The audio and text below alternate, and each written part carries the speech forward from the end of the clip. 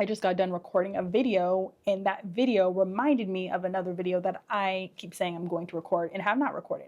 And that is on the topic of why self-help books do not always help. Sometimes they do, and sometimes they don't. And I want to share a couple reasons why I feel like this is the case. Okay. Now, don't let the title fool you. This is not like a negative thing. I want to say this in advance that I truly believe fully that self-help books do help. Self-development books do help. But the reason they don't always help you is for these reasons. For these reasons. One is that you're not ready. You're not open. You're not ready for the information. A lot of people were just not ready to face the dark parts of ourselves. And some self-help books really expose, like they get you to expose those realities. Like I think of the book like How to Do the Work and How to Meet Yourself, and other books like Self-Love Workbook, things like that, where they're having you work on the darker parts of yourself and the lighter parts of yourself too. But if you're not ready to face those things, you're not going to be open. And I know that's the most simplified first reason why a self-help book wouldn't work. But I think it's one of the biggest reasons, because if you're closed off and you're not ready to receive the information, the book isn't going to help you. It's just not. It's simply not. And so examine yourself if you're ever a person who's saying, this book didn't work, this book sucks. Am I actually sitting down and savoring the information? There's a reason why when I read books, like when I'm reading books for pleasure versus books for self-help, there's a reason why I take longer to read a book for self-help than I do for pleasure. Because the self-help books, I'm really trying to savor, I'm trying to apply, I want to think, I want to simmer on the information. When you're reading like a philosophy book or a book on health or a book on money, whatever that is, you want to actually apply those things. And I think a lot of people are not reading to absorb information. They're just reading to read. Like right now I'm on book, I think 57 of 2024. And the majority of those books are books I read for pleasure, books I listened to for pleasure. It wasn't for anything else but that, to have fun, because I love reading. But the other books, about almost a quarter, I think about a quarter of the books were self-development books. Maybe that's one or two a month. And I'm really sitting down, listening to them, sometimes re-listening to them, sometimes rereading them, sometimes reading and listening to them, because I'll buy both. And savoring and examining myself. Who do I want to become? Who do I need to, or what parts of me do I need to release? What parts of me do I need to improve upon?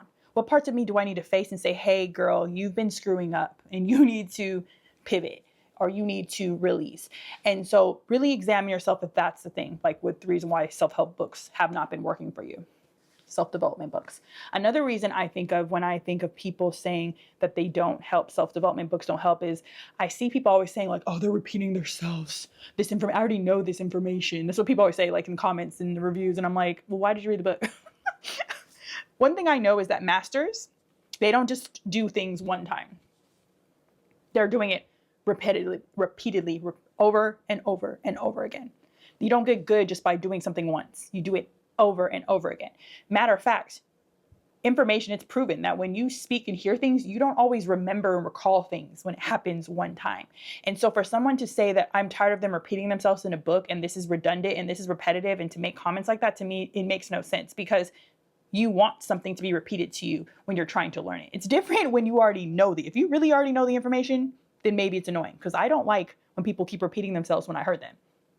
I get you. I'm saying when I'm trying to learn something and it's repetition, I think that is valuable. That is important. That's why there's books that I reread. That's why I made that book saying reread books. The books don't change, but you do, because the books don't change. They stay exactly the same. But you get different nuggets every single time you read a book, even a fiction book. When I read a book, I'm like, oh my God, I get it now, why this character did that 5 books later. Because in the beginning, the author gave us all these gems, all these little breadcrumbs, and I just saw it. Same thing with movies. So just be aware that you have to repeat, you have to reread, you have to apply, and you have to keep doing it over and over again until it becomes habitual. That's why the book Atomic Habits is important. That's why books like, I'm trying to think of another book, because I have so many books. This is not even a quarter of my books. Most of my books are in storage. Like, are in storage, because since I moved here, I put them in storage. Didn't expect to be in Vegas as long as I did. But like Secrets of the Millionaire Mind, you're not going to learn money concepts and learn how to be abundant overnight. It takes repetition. It takes evolving. It takes changing and morphing into the person you want to be, just like how a caterpillar to a butterfly. But it takes repetition. You're not going to get good at free throws if you don't continuously do the free throws. You're not going to get good at reading either if you don't. But my point is, be okay with repetition when you're learning. Be okay with being bored when you're learning. Like sometimes I don't want to reread books. Like right now, I have the cover off, but I'm rereading this book right here. And it reminded me, because when I first read it, I was a different person. And there's things nuggets I got this time around where I'm like, oh, wow, that was good. And he's repeating himself, because they always repeat themselves in self-help books. I mean, like, okay, think about it. And I know this might be a little rant, but like, think about it.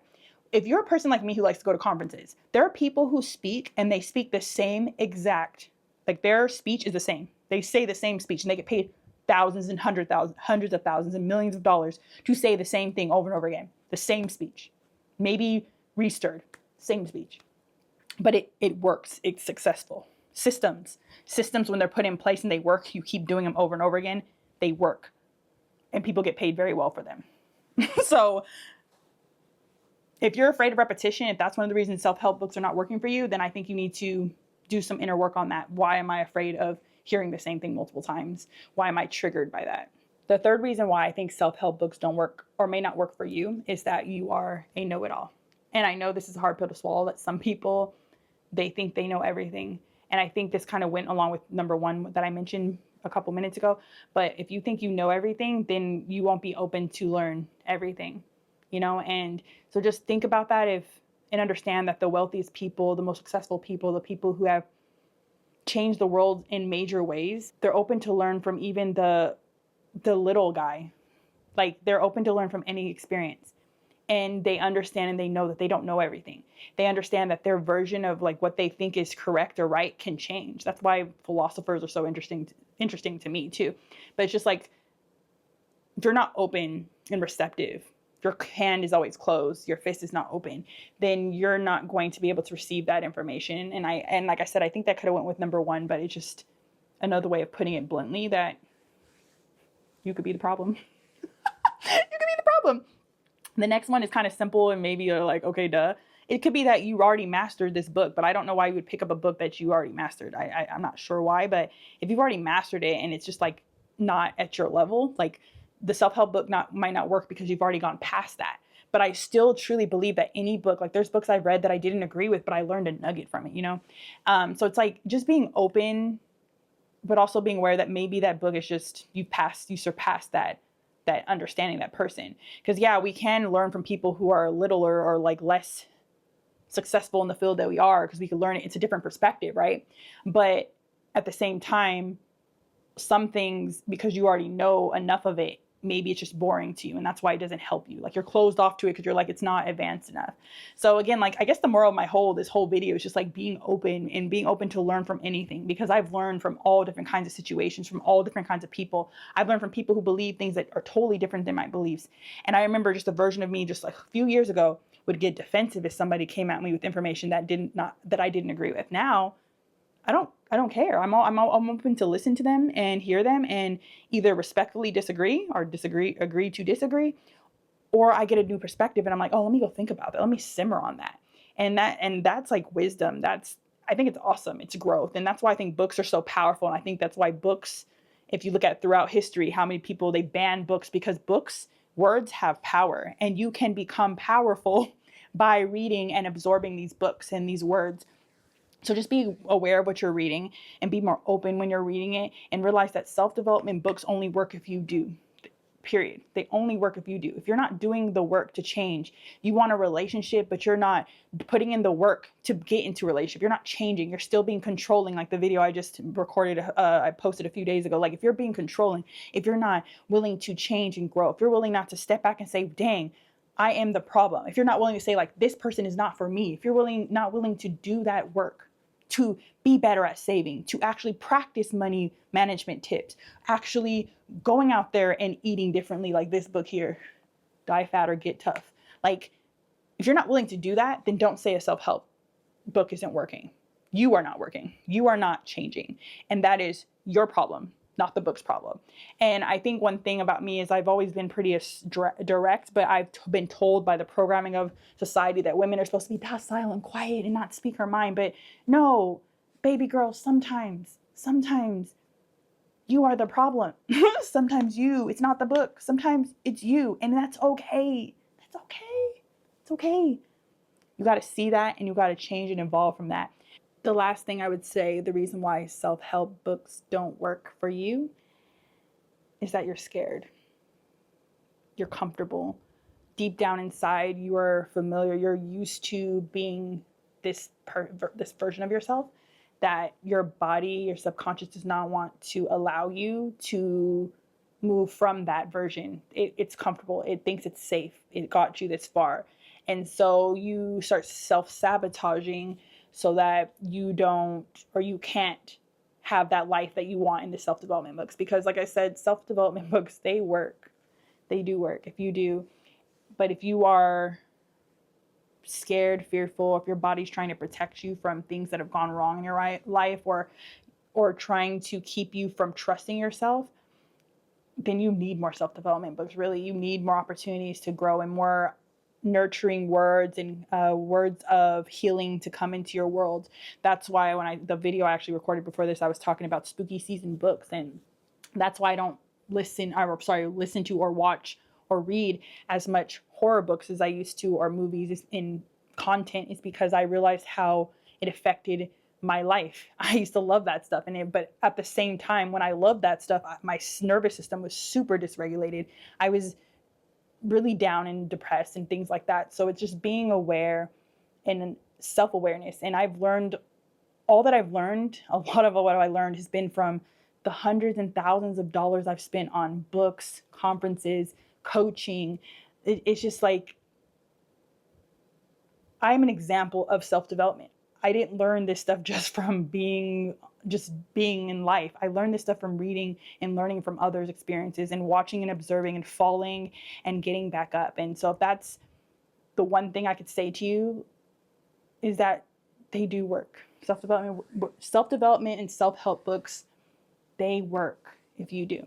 So take your time with reading books. Don't get too caught up on what people say. And some books, like, just be aware of what you're reading too. Like, if there's a person who has a self-development book, a self-help book, and you don't feel like their life is in alignment of that, like they're not living that life, then obviously don't read that book if you know that that's the case. Like, not looking at gossip blogs, but like, if you have followed a creator for a long time and you're like, this person does not align with who I want to be, and then you go buy her book or his book and then you're like disappointed, I mean, that's kind of your fault in the end, right? That's your fault. But there is oh no, I'm not gonna, you know what? I'll say that for another video. But there's a concept that I was reminded of actually in The Subtle Art of Not Giving an F in that book, but I had actually originally learned it from Tom Bilyeu, he's a YouTuber, Impact Theory, also the founder of Quest Nutrition, if you're familiar with the Quest bars. But I learned something from him, and I might just make a video about that because I don't want to go off topic, but that book, Mark Manson's book, literally brought that up for me just this week. And it's just, like I said, understand that self-help books will help you if you choose to let them, if you choose to be open. And if you guys have any other things you want to add, or if you don't agree with me, that's cool too. Like I said, I don't mind if people don't agree with me. Just don't be rude. Like, I don't appreciate people being rude in comments. Like, it's not cool. Now, if you want to have a wise and cordial conversation, respectful conversation, cool, do that. But don't come in the comments acting crazy. Like, I don't have time for that energy. I don't want that energy around me. I don't want people who even subscribe to this channel seeing that kind of junk, because it's not what I subscribe to. Like, people acting crazy, I dip out. That's just how I am in real life. Like, if you're talking crazy, I'm like, respectfully, no thank you. Goodbye. That's a boundary. I'm good.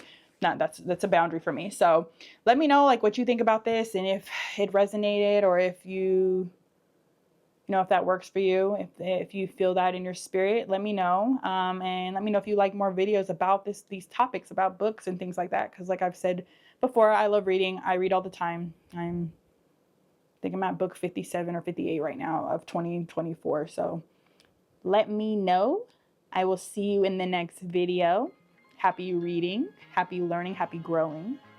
With all my love, Lana.